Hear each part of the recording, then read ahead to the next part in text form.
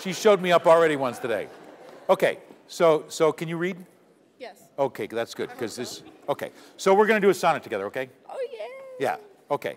Now, English is derived, you know, there's a few words from, like we talked about Hindi today, dum-dum-dungaree, and we talked about Arabic, assassin, and the like. But by and large, English comes from two sources. One is Latin, and the other is German, Saxon. Right, and by and large, if I want to think about intellectual matters, I'm going to use a Romance Latinate word. And if I want to talk about visceral matters, I'm going to talk about, I'm going to use a Saxon German word.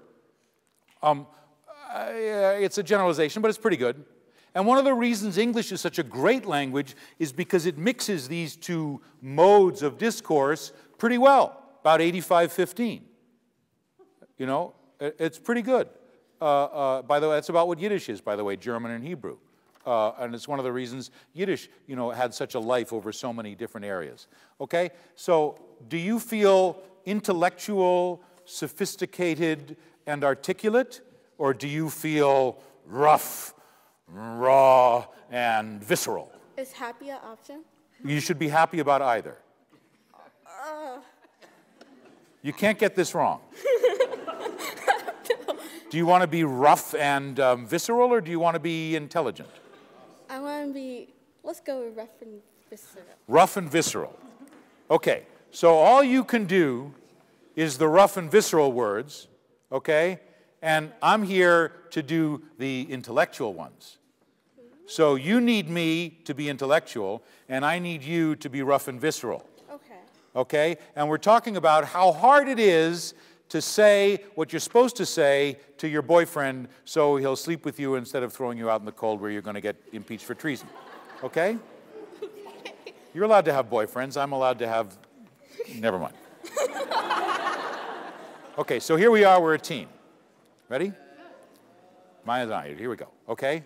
You just do the parts you can do, and I'll do the parts I can do.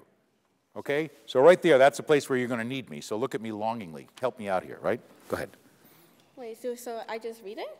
You just read the parts you got. Okay. And I'll do the parts you don't got. As an unperfect actor. On the stage, who with his fears put besides his part, or some fierce thing, replete. With too much rage, whose strength's abundance weakens his own heart. So I, for fear of trust, forget to say the perfect ceremony of love's right. And in mine own love's strength seen to decay. Or charged with burden of mine own love's might. Oh, let my books be then the eloquence. That's right. Dumb procedures of my speaking breast who plead for love and look for recompense. More than that tongue that more hath more expressed. Oh, learn to read what silent love hath writ, to hear with eyes belongs to love's fine wit. Yeah, she gets to finish it off. That's very good.